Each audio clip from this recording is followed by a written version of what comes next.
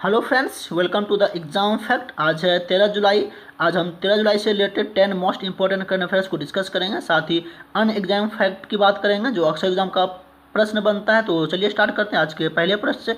आज का पहला प्रश्न है, हॉकी इंडिया का नया अध्यक्ष किसे चुना गया है? ये आपका है ज्ञानेंद्रो निंगोमबाम। याद रखना आपका कौन है, ज्ञानेंद्रो निंगोमबाम। अन्य ऑप्शन की बात करें जो रविंदर सिंह ढिल्लों है, इनको बनाया गया है पपुआ न्यू गिनी में नया राजदूत। और साथ में जो रवीश कुमार है, इनको बनाया गया आपका रोमानिया में नया राजदूत।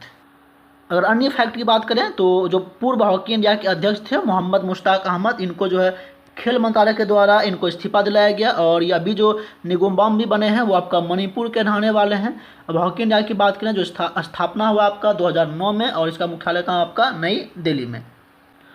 आज का अगला प्रश्न है, दादा साहब फाल्के पुरस्कार 2020 किसे दिया गया है? ये आपका दिया गया है डी थोंगडोक। नाम याद रखना आपका, डी थोंगडोक। इनको दिया गया है दादा साहब फाल्के पुरस्कार 2020। और अमिताभ बच्चन को जो है 2019 में दिया गया था। और आप लोग को सबको न्यूज़ पता होगा कि इनको अभी कोरोना का शिकायत है और ये अभी मुंबई के एक अस्पताल में भर्ती। अगर अन्य फैक्ट की बात कर लें जो भारत सरकार की ओर से दिया जाने वाला एक राष्ट्रीय पुरस्कार है। और प्रथम बार जो है आपको दिया गया था किनको, देविका रानी को। कब, 1969 में। और किनके अवसर पर दिया जाता है, जो दादा साहब फाल्के थे, चूँकि ये फिल्म के क्षेत्र में बहुत ज़्यादा काम किए हैं, तो उनके 100वें जन्मदिन पर जो है ये पुरस्कार जो है दिया जाता है। और 2019 में किनको दिया गया है, मैं अभी हाल ही में आपको बताया, अमिताभ बच्चन जी को। अगला प्रश्न है, वाणिज्यिक संचार उपग्रह एप्स्टर 6D किस देश के द्वारा लॉन्च किया गया? कि आपका चीन के द्वारा लॉन्च किया गया। याद रखना आपका चीन के द्वारा लॉन्च किया गया एप्स्टर 6D। और आपको मैंने कुछ दिन पहले ही बताया कि अन्य देश भी जो है आपको कुछ न कुछ उपग्रह भेज रहे हैं, तो उसको हम थोड़ा रिवाइज कर लेते हैं। ओफेक्स 16 आपको याद होगा कि आपको बताया था मैंने, ओफेक्स 16। जो ओफेक्स 16 है ये उपग्रह जो है आपका एक तरह का जासूसी उपग्रह है और ये इजराइल के द्वारा भेजा गया है। और इसके साथ ही जो इंडिया का एक और उपग्रह भेजा जाएगा शुक्रयान मिशन 1, और ये कब भेजा जाना है, 2023 में इसकी घोषणा हो गई है। तो याद रखना है 2023 में। कभी कभी आगे भेजने वाली जो जितने सारी मिशन होती है उसको भी एग्जाम में पूछा जाता है, ये भी ध्यान रखना है। अब देखता था चीन के बारे में। जो चीन है उसकी राजधानी आपका बीजिंग है और इसका सबसे बड़ा शहर क्या आपका संघाई। राष्ट्रपति वहाँ पे कौन है, शी जिनपिंग। आप देख पा रहे होंगे आपका चाइना है, और इधर ये प्रशांत महासागर है, आप देख पा रहे होंगे इंडिया है।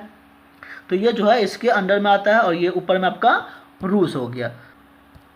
अगला प्रश्न है, माइक्रोसॉफ्ट इंडिया के नए CEO किसे बनाया गया है? तो ये आपका बनाया गया पंकज त्रिपाठी। नाम याद रखना आपका, पंकज त्रिपाठी को माइक्रोसॉफ्ट इंडिया का नया CEO बनाया गया है। इतना सा ध्यान रखना इस प्रश्न के बारे में, पंकज त्रिपाठी। अगला प्रश्न है, his holiness the 14th Dalai Lama and illustrated biography. Dalai Lama के जीवन पर लिखी गई पुस्तक किसके द्वारा लिखी गई है? ये आपका तेंजिंग बेदांग, उनके काफ़ी करीबी रहे तेंजिंग बेदांग के द्वारा उनके ऊपर किताब लिखी गई है। और इसका जो प्रकाशन है किसके द्वारा किया जाएगा, आपका रॉली बुक्स के द्वारा। और हाल ही में जो आपको मैंने बहुत सारे बुक्स का नाम और भी बताए हैं जो कि एग्जाम में पूछा जा सकता है। तो सबसे पहला बुक है lockdown liaisons living and other stories, आपका लिखा गया है शोभा डे के द्वारा। बिहाइंड द मास्क कोविड-19, ये आपका मोहम्मद अब्दुल मन्नान के द्वारा लिखा गया है।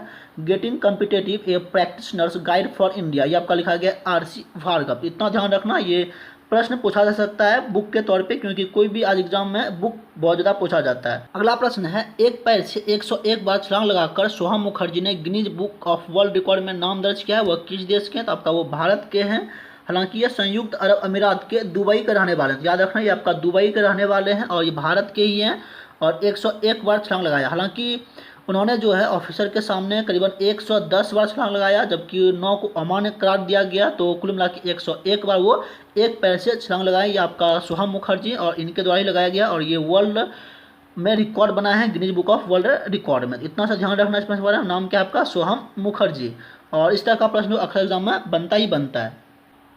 अगला प्रश्न है, गोवा के पूर्व कौन से मंत्री सुरेश आमोनकर का कोरोना के कारण 7 जुलाई 2020 को मौत हो गई? तो ये आपका स्वास्थ्य मंत्री थे सुरेश आमोनकर, कहाँ के, गोवा के।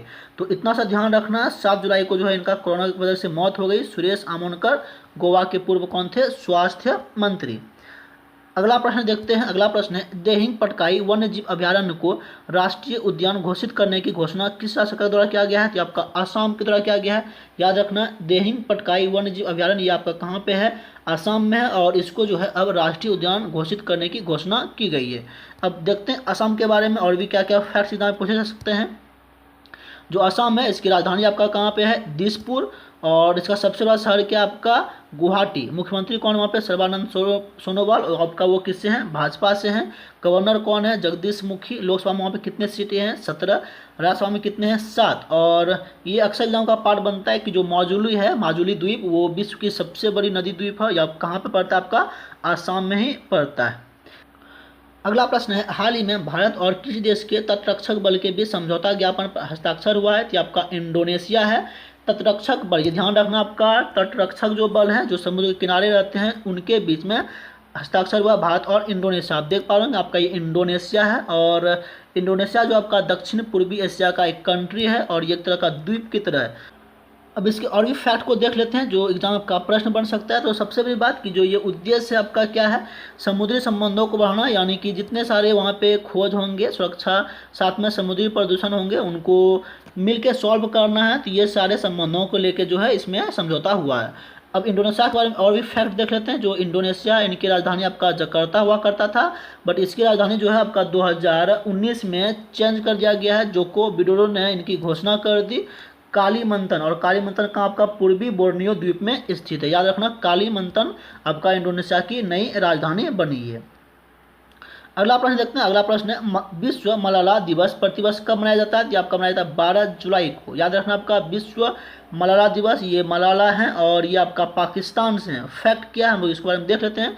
ये जो पाकिस्तान का एक कौन है, युवा मानवाधिकार करता है, और ये इनको जो है 12 जुलाई 2013 से संयुक्त राष्ट्र संगठन के द्वारा मलाला दिवस मनाने की घोषणा की गई। अब क्यों की गई? क्योंकि 12 जुलाई 2013 को इन्होंने संयुक्त राष्ट्र संगठन में एक भाषण दिया था, जिसमें कि महिलाओं व बच्चों की शिक्षा को दुनिया भर पहुंच बनाने के लिए उन्होंने एक महत्वपूर्ण बीड़ा उठाई। और इनको जो है सबसे कम उम्र का नोबेल प्राइज विनर भी बन चुके हैं। ये भी ध्यान रखना आपका, मलाला यूसुफजई।